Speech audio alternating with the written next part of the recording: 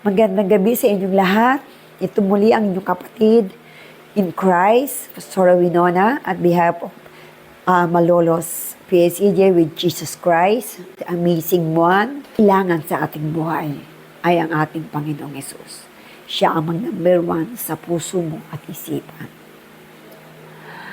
Ang aking topic is about the eagle wings or agila. Ano nga ba ang agila? Isang ibon na mahiyahan tulad mong ibon na napakataas ng nililipad at napaka matitigas ang kanyang pakpak. Siya ay binigyan ng talino.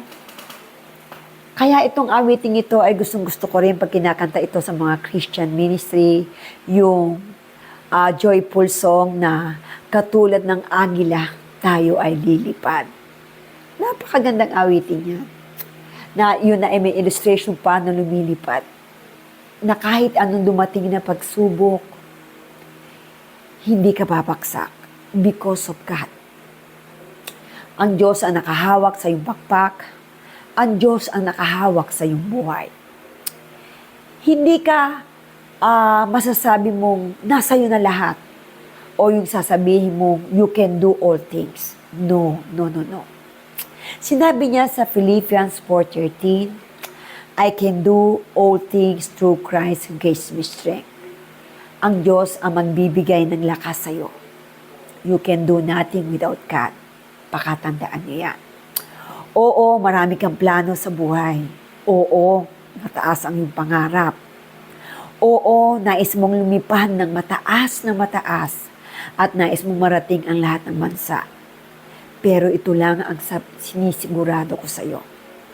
If God will, why not? Pero pag hindi God will, hindi matutupad yun. Ang lahat ng bagay ay plano at planado na ng Diyos.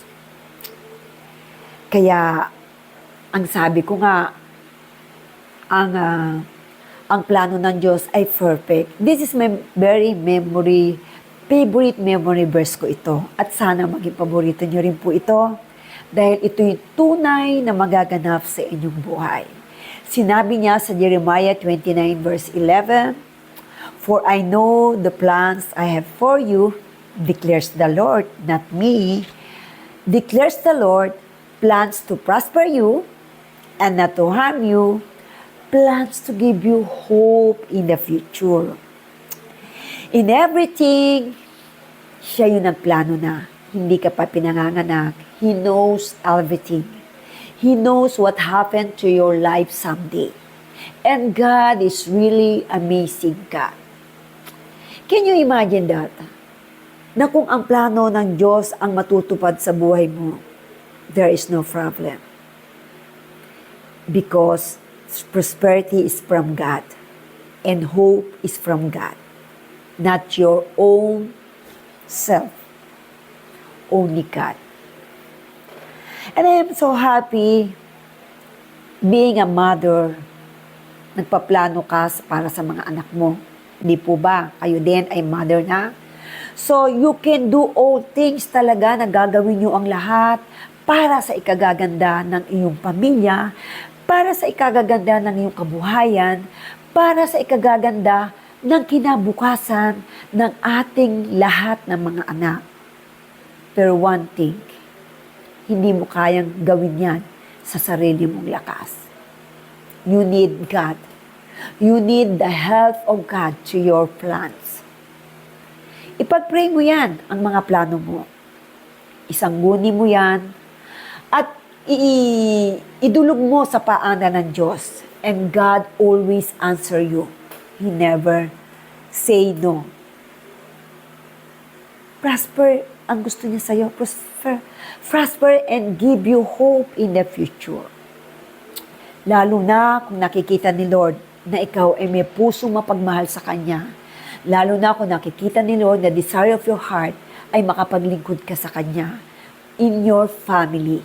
Sabi nga ni Joshua, as for me in my house, we will serve the Lord. Kapag yan na ang mithiin yung mag-anak na makapag-serve kay Lord, do you think hindi sa inyo si Lord? Hindi. Dalawang kamay, aalalayan ka para ang pangarap ng iyong anak, ang pangarap mo sa iyong mga anak, ay bigyan niya ng victorious. Bigyan niya to ng victory dahil mahal ka niya. As for me, as a my testimony, and I'm so happy na lahat ng pangarap ng aking mga anak ay ipinagpe-pray ko muna kay Lord. And I believe na anuman ang desisyon ng Diyos ay maganda pa rin. Ang lahat ng bagay ay maganda. Bagamat kung minsan akala mo hindi maganda, pero in the right way, in the right time, in the way, the perfect way of God, makikita mo napakaganda ng plano ng Diyos sa buhay mo at buhay ko.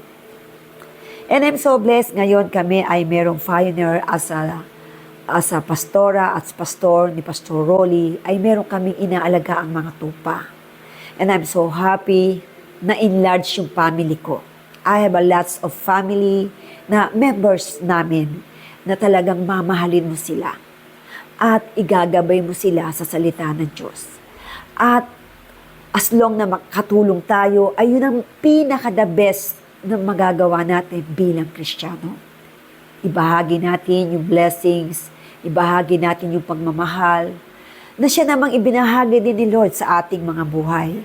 Kung paanong siya napako sa krus, ikaw at ako ay naligtas dahil pinatawad tayo sa ating kasalanan dahil sa banal na dugo ng ating Panginoong Hesus. Ganon kadakilang magmahal ang ating Panginoong Hesus.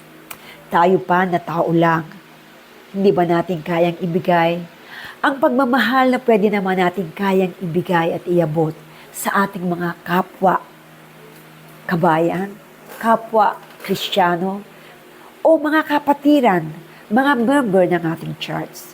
And I'm so happy na kami ni Pastor Rolly as a pastora ay nagagamit bilang daluyan ng salita ng Diyos para makapaghasik sa mga bahay-bahay, sa mga taong uhaw sa salita ng Diyos. Oo, hindi birong maglingkod. Oo, hindi birong maging Kristiyano.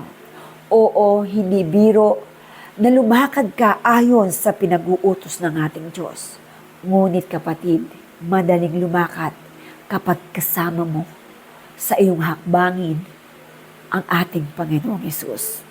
At lagi namin pinagpipray ni Pastor Rolly na itago lamang kami sa kanyang likuran at ang kabanalan niya ang mahayag at ang kapangyarihan niya ang makita, ang presensya niya ang makita.